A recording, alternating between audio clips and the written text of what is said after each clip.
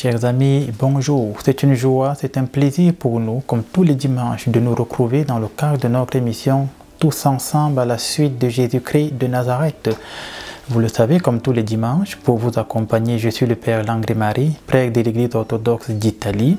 Et par le biais, l'entremise de cette émission, il m'est permis de vous apporter une explication sur les textes bibliques préalablement choisis. Alors ce dimanche, nous allons méditer sur un extrait de l'évangile de Saint Marc dans son chapitre 16 du 15e au 20e verset. Et dans cet extrait de l'évangile de Marc, nous sommes à la fin des évangiles de Marc, nous verrons très bien que c'est Jésus qui, après avoir eu à ressusciter, apparaît aux apôtres et va leur donner des instructions claires. Et en leur donnant des instructions claires, il va leur montrer quels seront les signes et les prodiges qui vont les accompagner dans leur ministère sacerdotal, dans leur ministère apostolique. Donc, il va leur confier une mission, mais aussi il va montrer les bénédictions ou alors la force d'onction qui va accompagner la mission que lui, Jésus, il leur confie. Donc, si vous avez vos Bibles comme moi, comme tous les dimanches, vous prenez vos Bibles, j'ai la mienne évidemment. Nous allons lire Marc chapitre 16 du 15e au 20e verset. Nous écouterons la lecture audio et nous nous retrouvons juste après la transition pour entrer dans l'explication de notre texte. C'est pourquoi, frères et sœurs, je vous dis à tout de suite.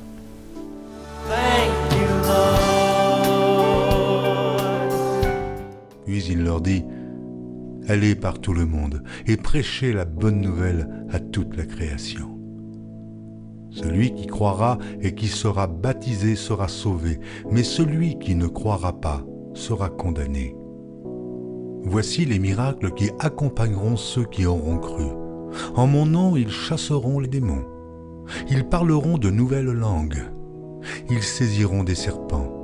S'ils boivent quelques breuvages mortels, ils ne leur feront point de mal. Ils imposeront les mains aux malades et les malades seront guéris. Le Seigneur, après leur avoir parlé, fut enlevé au ciel et il s'assit à la droite de Dieu. Et ils s'en allèrent prêcher partout. Le Seigneur travaillait avec eux et confirmait la parole par les miracles qui l'accompagnaient.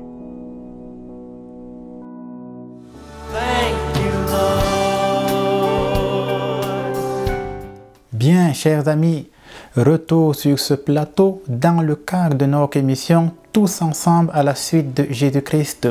Nous avons écouté la lecture audio de cet extrait de l'évangile de Marc et je vous rappelle que le thème ce dimanche que nous avons choisi, c'est « Qui est le vrai prêtre de Jésus-Christ ?» En effet, j'ai choisi ce thème parce que au cours des réponses aux questions, au cours des interventions par lesquelles les uns et les autres ont eu à m'écrire, il est arrivé que les gens m'exposent des problèmes liés aux prêtres. Quand je parle des prêtres, je parle de certains serviteurs de Dieu qui sont dans le sacerdoce.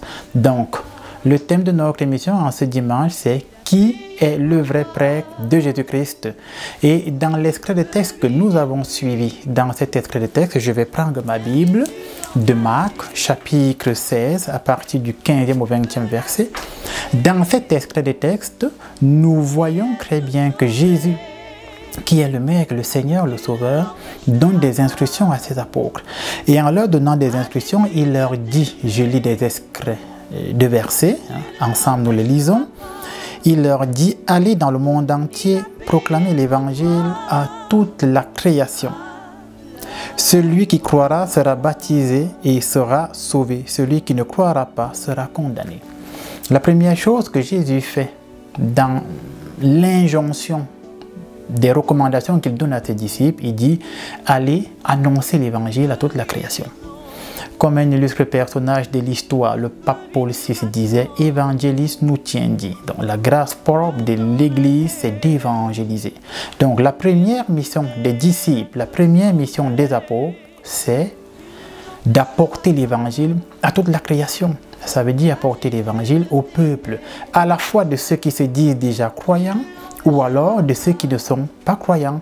Donc, il faut apporter l'évangile de Jésus à un maximum de personnes. Voilà la première instruction que Jésus donne à ses disciples et à ses apôtres que nous sommes et à ses disciples que vous êtes le peuple de Dieu. Donc, je prends conscience que la première chose que je dois faire, c'est annoncer la parole d'évangile à toute la création. Donc lorsque je reçois le baptême et que je vais renaître du Saint-Esprit, ma première mission, c'est d'annoncer la parole de Jésus, de Dieu, à tous ceux qui sont autour de moi. Et c'est par l'annonce de cette parole de Dieu que je mets en application les premières instructions que le Christ donne à ses disciples au moment où il leur apparaît. Je vous rappelle que là, nous sommes à la fin de l'extrait de l'évangile de Marc. Et à la fin de l'extrait de l'évangile de Marc, Jésus va bientôt s'en aller au ciel. Donc, il y aura bientôt l'ascension. Donc, avant d'aller au ciel, il leur donne ces dernières recommandations. Ce que pour nous, avec la vie humaine, on va appeler les dernières volontés d'un défunt. Mais comme lui n'est pas mort, il est ressuscité, il leur donne ces dernières recommandations. Alors, en ce dimanche, chacun d'entre nous qui m'écoutez chez vous se pose la question, est-ce que depuis que je suis baptisé, depuis 20 ans que je suis dans l'église et que je suis baptisé, est-ce que depuis 20 ans, j'ai apporté l'évangile à la création? Est-ce que depuis 40 ans que je suis dans l'église de Jésus-Christ de Nazareth, est-ce que j'ai aidé à déployer l'évangile à ceux et celles qui en avaient besoin? Pourquoi?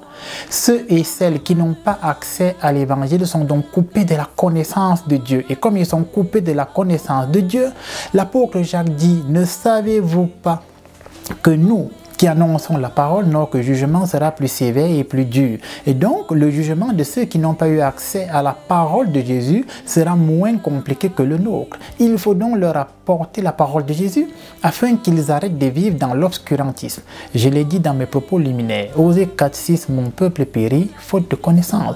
Et c'est parce que les gens n'ont pas reçu la véritable parole de Jésus qu'ils périssent tous. Ils périssent dans le péché, ils périssent par un style de vie qui ne plaît pas à Dieu.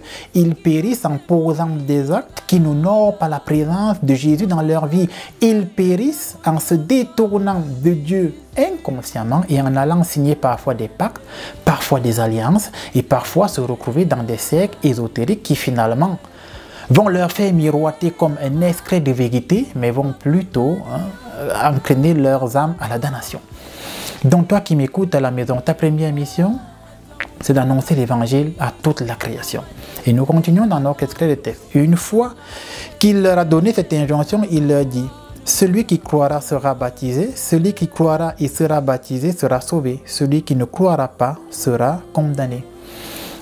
La problématique de la condamnation, justement. Donc, c'est celui qui refuse de croire qui, de fait, on dit en philosophie, de facto, de fait est condamné.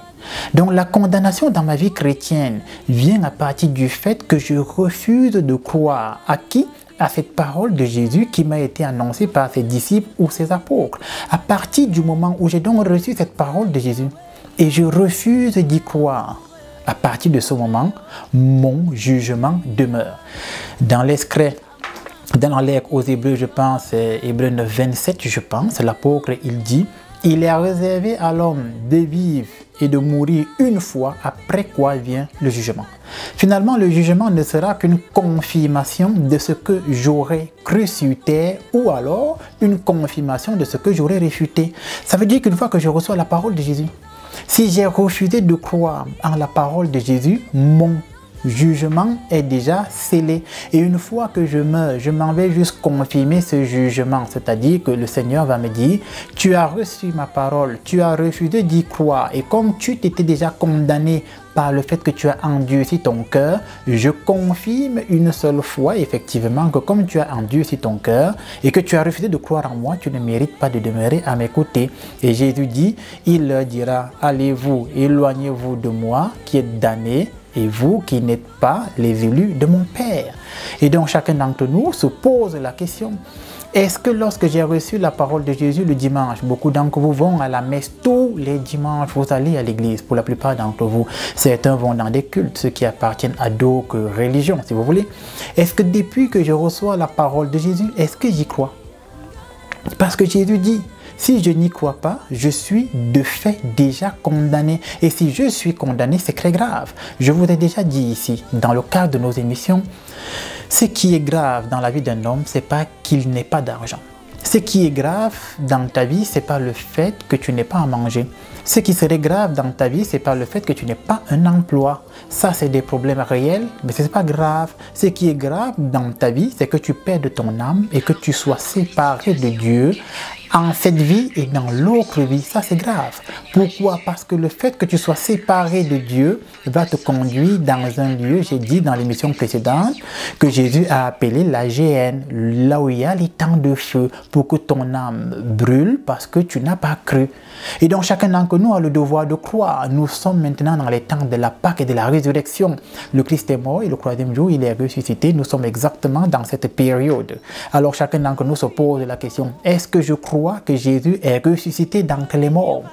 Est-ce que tous les dimanches, lorsque je vais à l'église, est-ce que je crois véritablement que lorsque je communie au corps et au sang de Jésus, est-ce que je crois que je fais un corps à corps et un cœur à cœur avec Jésus?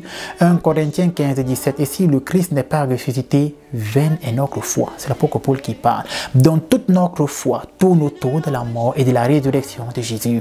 Et si moi j'ai reçu donc cette parole de Jésus et que je n'y ai pas cru et que je n'y crois pas, évidemment que je serai condamné et damné. Et toi qui m'écoutes à la maison, qui va au culte, qui va à l'église, qui communie au corps et au sang de Jésus, est-ce que tu y crois? Tu as même des gens qui vont à l'église et ils font semblant de prendre la communion, ils gardent dans la bouche pour aller faire des rituels ésotériques avec plus tard. Nous, en tant que prêtres qui faisons dans le combat spirituel, on a déjà eu affaire à ça. Ça veut dire quoi? Non seulement il désacralise le saint corps de Jésus, mais il veut utiliser et il utilise le corps de Jésus pour détruire, je vais dire comme ça, tout ce qu'il y a de divinité, de magnificence, de bonté dans ce corps de Jésus. Tu as des gens qui vont à l'église, qui non seulement ils ne croient pas, mais ils vont pour tester ou pour tenter les autres. Et toi, mon frère, ma soeur, qui va à l'église parce que tu veux tester ou tenter les autres, ta condamnation demeure. C'est de ça dont Jésus nous parle en ce dimanche. Et comme ta condamnation demeure parce que tu n'y crois pas et que tu vas tenter les uns et les autres, la conséquence c'est laquelle? La conséquence c'est que dans ta vie, il y a des choses qui ne vont pas aller comme tu veux. Et je vous rappelle encore qu'il y avait Dieu, il a dit que tous ceux qui ne lui obéissent pas, la malédiction va s'abattre sur eux. Exode 25, à cause de la faute de leurs parents, je laisserai le châtiment s'abattre sur eux, leurs enfants, leurs petits-enfants et même leurs arrière-petits-enfants après eux. Exode 25. Donc toutes les personnes qui reçoivent cette parole de Jésus et n'y croient pas, ils vont même à l'église pour se moquer de Dieu. Ils vont à l'église pour tester ou tenter les hommes de Dieu. La condamnation ne demeure pas seulement sur vous, mais encore sur vos enfants et vos arrière-petits-enfants après vous. Et ainsi parle Yahvé Dieu. Et moi, je n'y peux rien. Et si toi, aujourd'hui, qui m'écoutes, tu te souviens que tu es allé à l'église et que tu as écouté la parole de Jésus et que tu n'y as pas cru, c'est le moment pour toi de te convertir et de changer. C'est d'ailleurs le but de notre émission, tous ensemble à la suite de Jésus, c'est de partir avec ceux qui croient à la suite de Jésus et ramener ceux qui ne croient pas, ou alors de faire en sorte que ceux qui n'ont jamais cru commencent à croire, parce que Jésus est un personnage réel.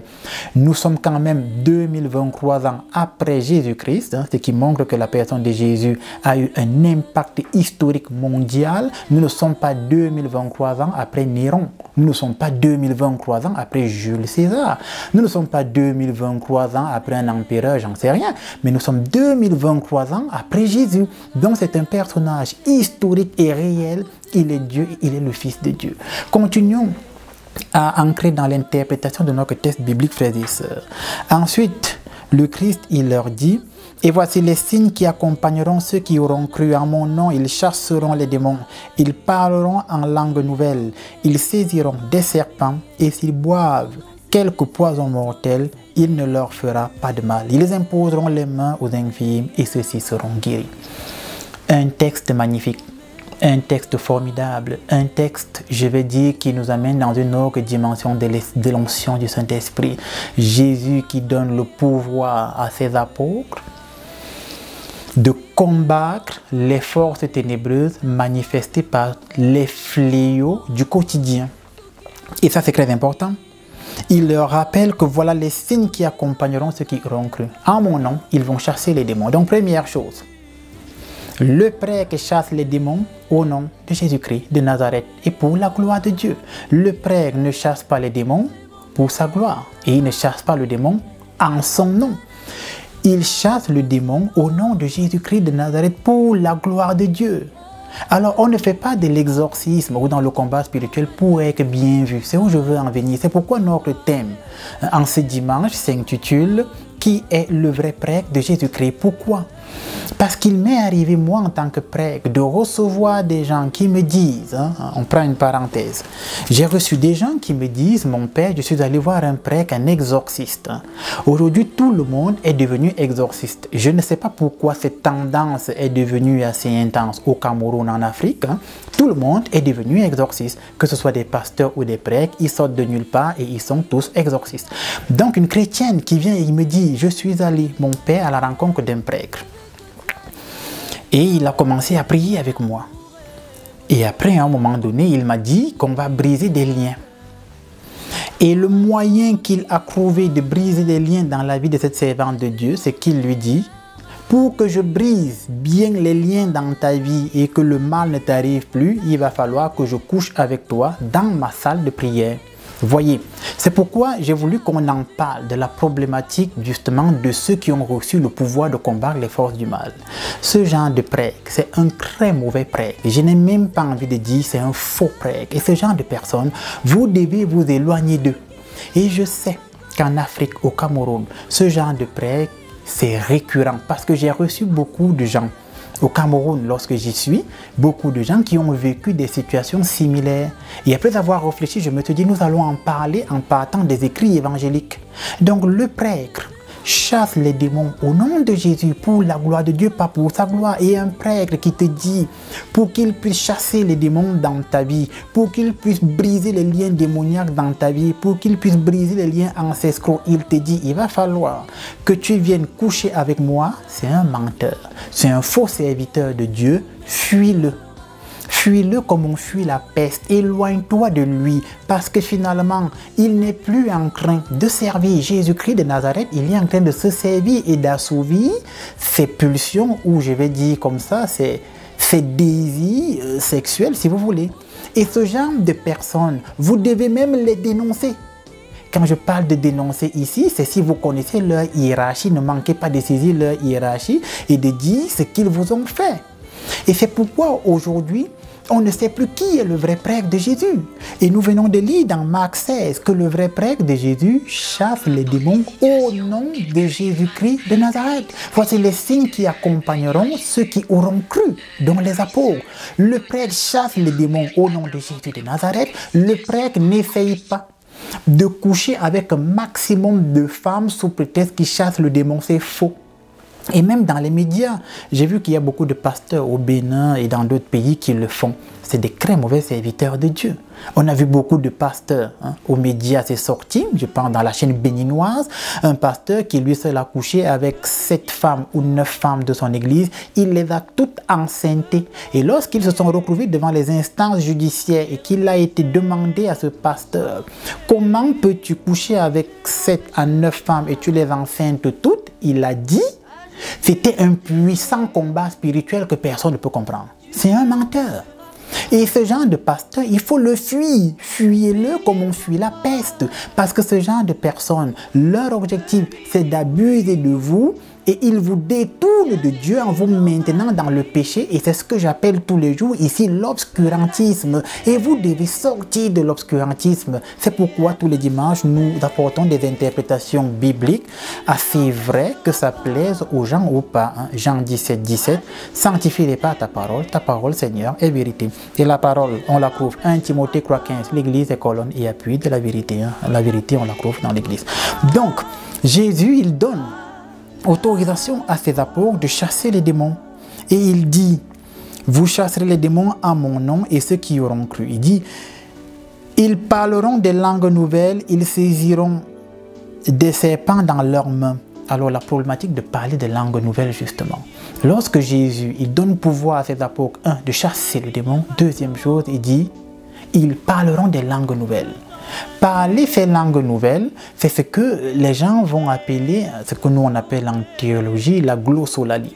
Ça veut dire que quelqu'un commence à parler un langage, vous l'écoutez, mais vous ne comprenez pas ce qu'il dit. C'est ça, la glossolalie. C'est un don du Saint-Esprit, le don du parler en langue. Maintenant, il ne faut pas confondre le parler en langue et le prier en langue. C'est pas la même chose.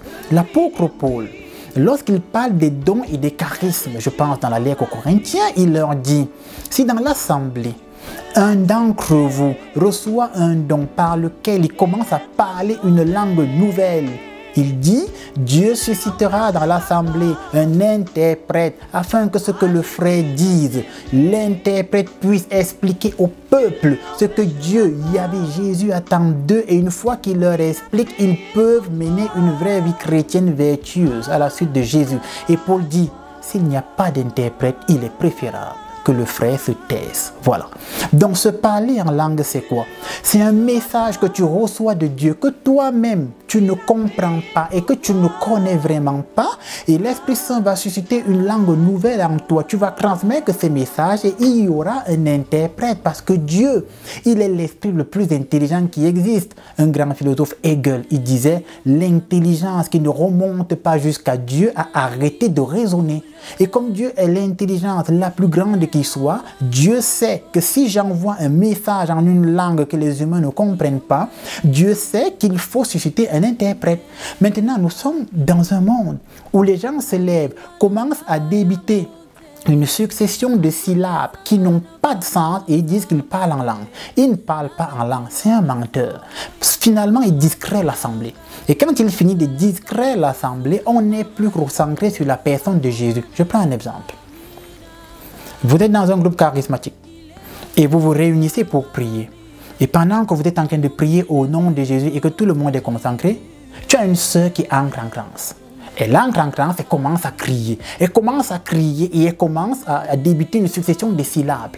Et qu'est-ce qui se passe? La première chose, vous arrêtez de prier ou alors ça vous distrait. Et elle crie, elle commence à débiter une succession de syllabes. Elle commence à dire par exemple ro-to-to-to-to. Comme je vois beaucoup de pasteurs font ici dehors, n'est-ce pas? Et quand ils débitent cette succession de syllabes, le peuple est obnubilé par ce qu'il est en train de faire.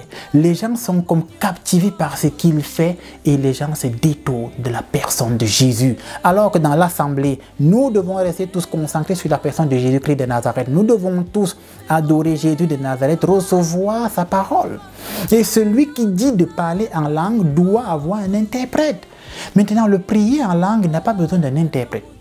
Le prier en langue, c'est justement que pendant que tu es en train d'intercéder, l'Esprit de Dieu descend sur toi. Et pendant que tu es en train de prier, l'Esprit Saint commence à intercéder pour le peuple par des gémissements ineffables. Et pendant que l'Esprit Saint intercède, toi-même, tu n'as plus le contrôle de ton corps. Ça, c'est le Saint-Esprit. Il prie.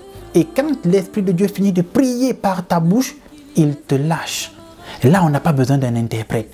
C'est l'Esprit Saint qui a intercédé par des gémissements ineffables, dont l'Esprit Saint a sorti une prière agréable à Dieu pour le peuple et l'assemblée qui est réunie. Et toi-même, tu ne peux pas expliquer ce qui t'est arrivé. Donc, il faut faire une différence. Donc, quand Jésus dit, ils parleront des langues nouvelles, il faut qu'il y ait un interprète.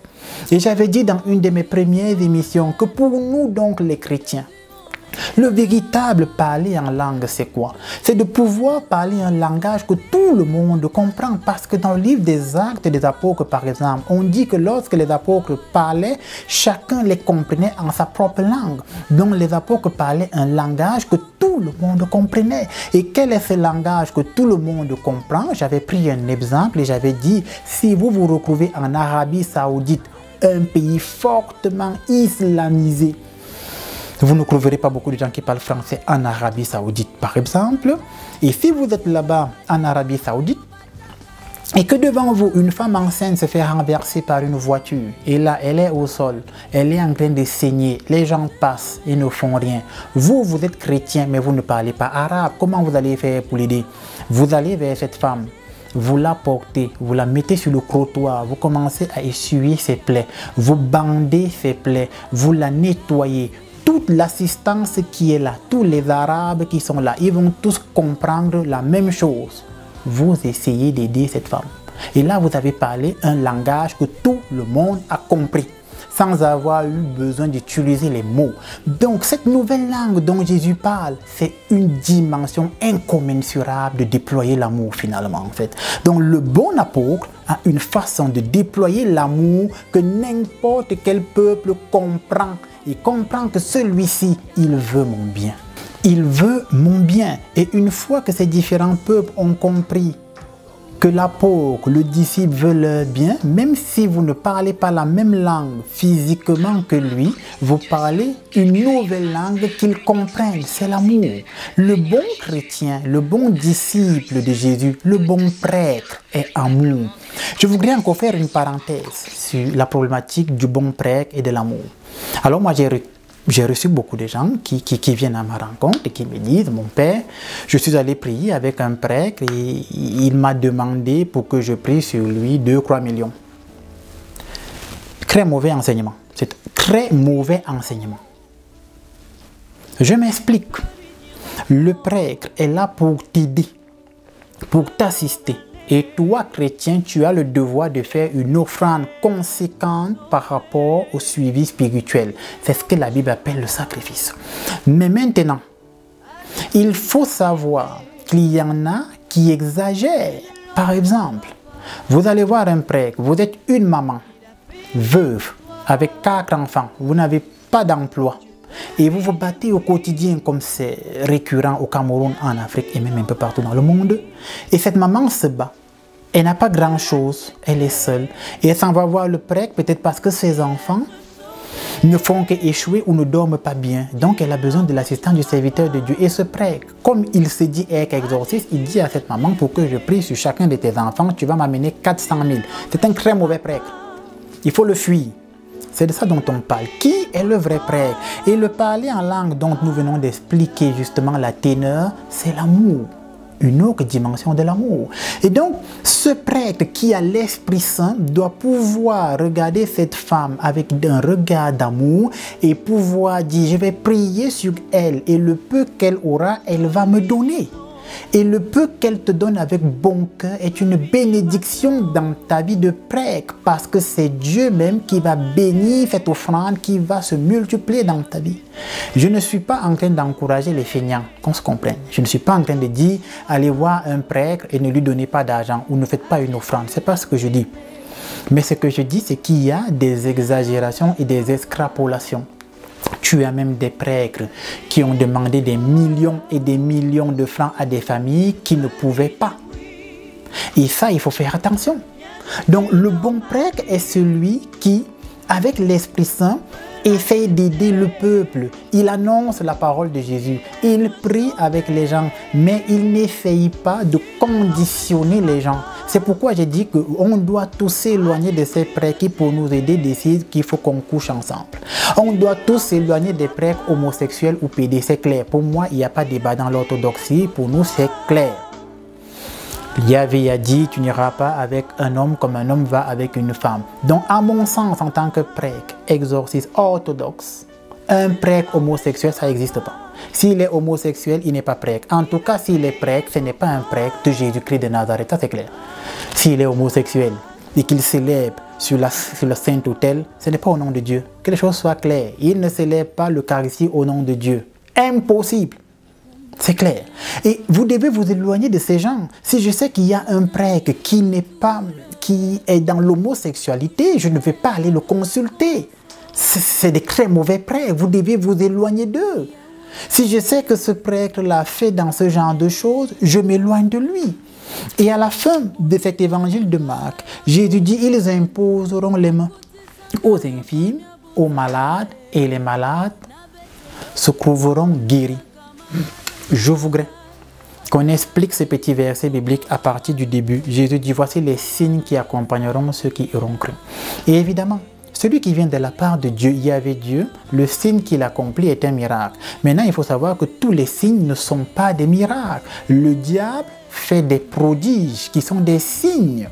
Dieu fait des signes qui sont des miracles. Donc tous les signes ne sont pas des miracles. C'est très important ce que je dis pour distinguer le bon prêtre du mauvais prêtre. Parce que tu vas aller chez quelqu'un qui impose les mains et parce qu'il impose les mains, les gens commencent à guérir, tu te dis il vient forcément de Dieu. Non, le diable peut lui aussi accomplir un prodige. Un prodige est un grand signe que le diable peut manifester mais qui ne vient pas de Dieu. Le miracle est un signe qui ne vient que de Yahvé Dieu, de Jésus-Christ de Nazareth.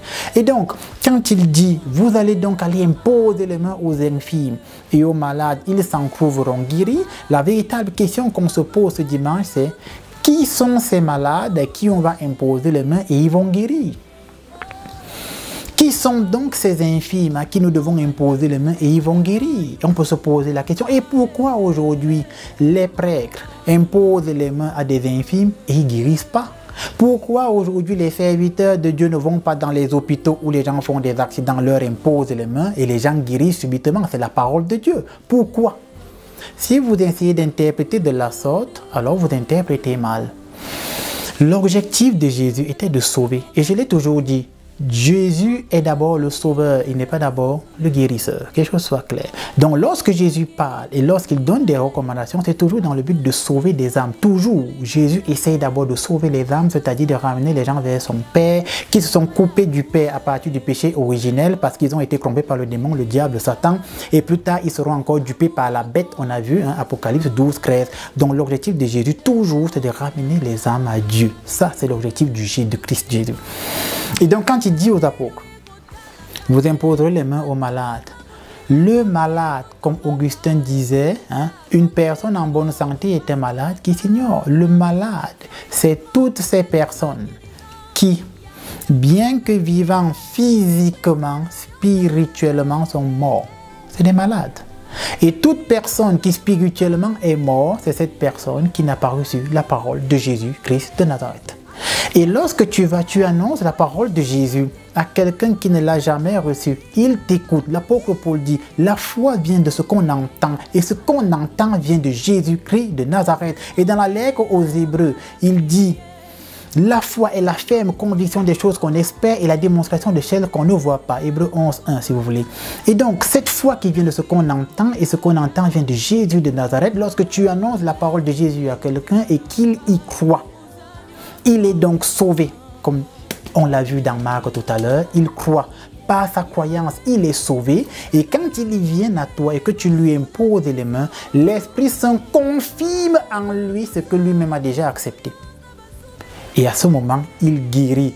Il guérit, c'est-à-dire il passe de la mort à la vie. Il passe des ténèbres à la lumière. Voilà ce que Jésus essayait de dire aux gens.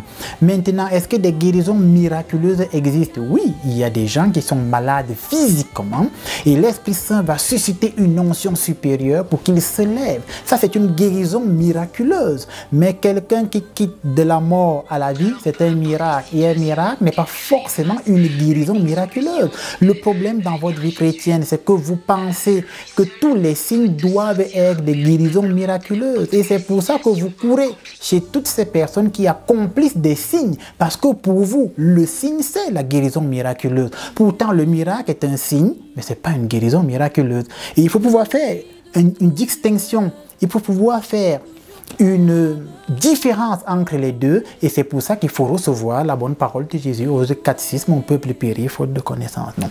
Et donc, les prêtres ne peuvent pas aller dans les hôpitaux et dans les lieux où il y a des infirmes, imposer les mains, les gens guérissent, parce que beaucoup parmi eux déjà ne croient pas. C'est où je veux en venir. Imaginons que tu vas à la rencontre d'un monsieur qui vient de faire un accident de moto. Il a perdu ses 2 jambes. Il est mal, il est frustré, il pleure. Et tu viens toi en tant que prêtre, tu lui dis je vais t'imposer les mains. Tout ce que ce monsieur veut, il veut marcher. Tout ce qu'il veut, il veut marcher. Donc si tu lui imposes les mains, il veut voir ses pieds pousser. Et ça, c'est impossible. Dans ma vie de prêtre, je n'ai jamais vu des membres coupés, repoussés. La seule personne qui a fait ça, c'est Jésus de Nazareth. Et en tant qu'exorciste, j'ai vu des trucs incroyables dans ma vie, mais je n'ai jamais vu ça. Et moi, je peux mettre au défi tout pasteur qui dit qu'il accomplit des miracles, d'aller dans un hôpital, la main de quelqu'un est coupée, il impose les mains, nous tous on voit comment la main pousse.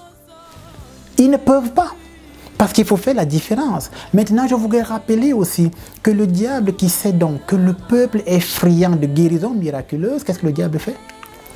Il va donc donner un pouvoir, je vais dire ténébreux, une onction, si vous voulez, démoniaque, à ses serviteurs qui eux aussi vont accomplir des prodiges. C'est pour ça que j'ai voulu dire au début, le diable aussi fait des prodiges, mais ce n'est pas des miracles. Et donc, qu'est-ce qui va se passer? Le diable va aussi envoyer une onction ténébreuse et vous allez voir un serviteur de Dieu qui commence à imposer les mains et les gens semblent, je mets semble entre parenthèses, les gens semblent guéris.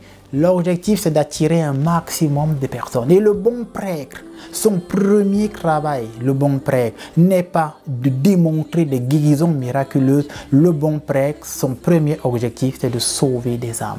C'est ça le rôle du prêtre. Et on ne sauve pas les âmes en commençant à leur dire, si tu veux que je coupe les liens, tu couches avec moi. On ne sauve pas les âmes comme ça. On ne sauve pas les âmes en disant aux gens, si vous voulez que moi je vienne exorciser votre maison et que je fasse mon exorcisme, il faut me donner 4 millions. On ne sauve pas les gens comme ça, c'est des menteurs. Et c'est à vous, chrétiens, d'être vigilants et de savoir que je dois poser une offrande conséquente qui plaît à Dieu, mais ça ne doit pas être une condition pour avoir la bénédiction. C'est ça qu'on appelle la simonie. Et ça a été un problème dans l'église dans le passé parce qu'à un moment donné, tu avais des gens qui commençaient à vendre les grâces, la simonie. Et l'église s'est prononcée et a dit la simonie, c'est pas quelque chose de bien. On ne peut pas vendre la grâce de Dieu. Et donc à la fin donc, de notre évangile de Marc, Jésus leur dit, allez et faites comme je vous ai dit. Et Marc dit, il va donc être élevé. Et lui, il va retourner à la droite du Père, après avoir donné cette injonction aux disciples. Nous nous résumons donc, après avoir expliqué ce texte, le premier rôle d'un bon prêtre, c'est d'annoncer la parole de Jésus. Et une fois qu'il annonce la parole de Jésus aux gens, les gens y croient. Et à partir du moment où vous y croyez, vous êtes déjà sauvés. Qui croira et sera baptisé sera sauvé. Celui qui ne croira pas est déjà condamné. Ensuite, qu'il a annoncé la parole de Jésus, Jésus lui a donné le pouvoir donc d'imposer les mains afin que le Saint-Esprit vienne confirmer tout ce qu'il a annoncé par la parole évangélique. Et il y en a parmi nous à qui Dieu va donner le don de langue, mais Dieu va susciter un interprète pour expliquer ce qu'ils disent, à ne pas confondre le parler en langue et le prier en langue. Et ensuite, le bon prêtre qui est à la suite de Jésus-Christ de Nazareth est sous la protection du Saint-Esprit parce que Marc nous explique que Jésus a dit, si vous prenez quelques poisons mortels, cela ne vous fera aucun mal. Donc le bon prêtre est sous la protection de Jésus de Nazareth, c'est pour ça que le bon prêtre n'a pas peur. Moi, Père Landry-Marie, je n'ai peur de rien. On m'a déjà appelé prier dans des villages où on m'avait dit, les prêtres qui étaient venus, la croix sont morts. Je suis allé, j'ai prié, je suis rentré et j'ai dormi. C'est pas parce que je suis fort, non. C'est la grâce de Dieu qui m'accompagne partout où je vais. Et c'est ça le bon prêtre. Et moi, je pense et je crois que si vous m'invitez chez vous, vous mettez le poison dans mon verre, je bois, ça ne me fera rien. Rien du tout. Parce qu'avant que je ne touche ce verre, l'ange de Dieu aura brisé ce verre. Si je le touche, il se casse. S'il ne se casse pas, il aura déjà éteint l'onction du poison. Je bois jusqu'à ce que je lèche mes doigts et il n'y a pas de problème. Vous voyez ce que je veux dire? Donc le bon serviteur de Dieu n'a pas peur. Et le bon chrétien n'a pas peur. Et vous aussi, vous ne devez pas avoir peur. Matthieu 14, 27. N'ayez pas peur. Et aujourd'hui, on vit dans un monde où les gens veulent vous faire croire que si vous n'entrez pas dans la franc-maçonnerie, ils vont vous tuer. Aujourd'hui, nous vivons dans un monde où les gens veulent vous faire croire que si vous n'entrez pas dans la Rose-Croix, ils vont vous tuer. Si vous n'entrez pas dans leur secte, ils vont vous faire du mal. Aujourd'hui, on vit dans un monde où les gens veulent vous faire croire qu'à cause de votre vie chrétienne et de vos engagements de chrétien dans l'entreprise, tu n'auras pas d'augmentation. Bien au contraire, on va te licencier et ils vous mettent dans la peur. Et moi, prêtre de Jésus, apôtre de Jésus, je vous dis, n'ayez pas peur. Ils ne vous feront rien parce que Dieu est Dieu. Ils ne toucheront pas à vos enfants. Ils pourront vous enlever le travail et Dieu suscitera un meilleur travail dans votre vie. N'ayez pas peur parce que les signes qui vous accompagnent viennent du Saint-Esprit de Dieu et c'est l'Esprit Saint, l'apôtre Paul dit, qui vient et rend témoignage de la présence de Jésus dans votre vie. Le Christ est donc véritablement ressuscité, frères et sœurs. Nous avons fini l'interprétation de notre texte. Nous nous disons à tout de suite pour prendre la séance de réponse aux questions.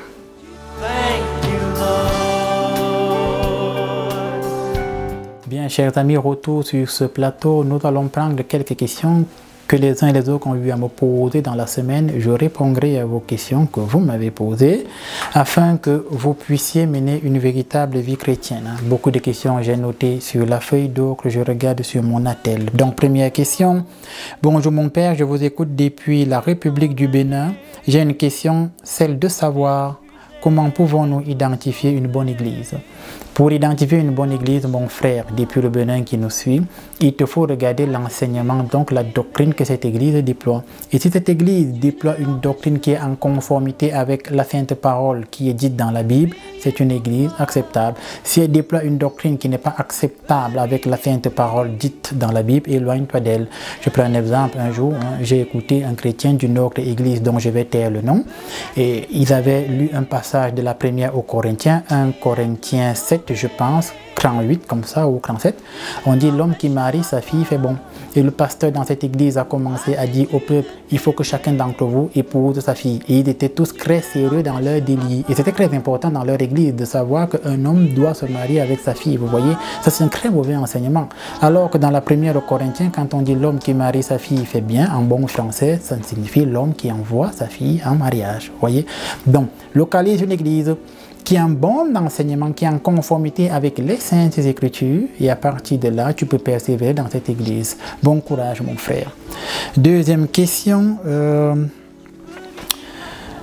Bonsoir, mon père. Bonjour, mon père. J'ai un problème. Lorsque je prie, je me sens essoufflé. Je respire comme si j'étais asthmatique. Je n'arrive pas à avoir une vie de prière constante. Que faire? Alors, il y a des gens, lorsqu'ils commencent à prier, justement, ils ont comme des bouffées d'air, comme s'ils allaient perdre connaissance, comme s'ils se sentaient mal. Deux choses. Soit l'Esprit Saint est en train de vous purifier, justement, parce que quelque part, vous étiez dans un état de péché. Et spirituellement, la présence du Saint-Esprit vous purifie. C'est pourquoi vous transpirez, vous êtes comme essoufflé, vous ne vous sentez pas bien. Soit alors, quand vous commencez à prier, la présence maléfique qui est à côté de vous commence à réagir. Maintenant, pour essayer de discerner si c'est quelque chose de bien ou de mal, tu te rapproches d'un serviteur de Dieu, d'un prêtre notamment, qui va t'accompagner dans un suivi spirituel et qui va t'aider à bien discerner si c'est malaise, c'est parce que c'est l'Esprit de Dieu qui te purifie, ou alors c'est parce qu'il y a en toi une présence, comme une sorte d'envoûtement qui réagit mal à la prière. Voilà, cherche donc un serviteur de Dieu qui va t'accompagner, et beaucoup de courage à toi. Tu as aussi dit que tu n'arrives pas à mener une vie de prière constante. C'est peut-être parce que quelque part, il y a autour de toi une présence qui ne vient pas de Dieu, qui t'empêche ou alors te ralentit dans tes engagements de prière. Bon courage, et puis voilà. Troisième question. Bonjour mon père. J'ai besoin de comprendre un phénomène. Lorsque je marche, je suis toujours arrêté par des toiles d'araignée. Même lorsque quelqu'un vient de passer avant moi, ça m'arrête, et parfois ça me prend au pied, parfois ça me prend au visage. Suis-je en danger? C'est aussi des choses récurrentes que j'ai déjà vues dans les cas d'attaques mystiques. C'est-à-dire que tu as des gens, ils marchent en route et lui, à un moment donné, il a l'impression que des toiles d'araignée le prennent à la face. Parfois, 2 ou 3 personnes sont passées avant lui, mais quand lui il vient, ça le prend. Nous vivons dans une réalité physique. Il n'y a pas notre réalité physique, il y a une réalité métaphysique ou spirituelle. Et force est de constater malheureusement qu'il y a des gens qui sont attaqués par les forces ténébreuses, mystiques, ou si vous voulez, les forces de sorcellerie. Et souvent, ce genre de signe, quelque part, dénote que dans un certain sens, ou connote que dans un certain sens, il y a comme une attaque de sorcellerie pas loin de ce style d'individu. Surtout si des gens passent souvent là, où quelqu'un était devant lui, après ça le prend.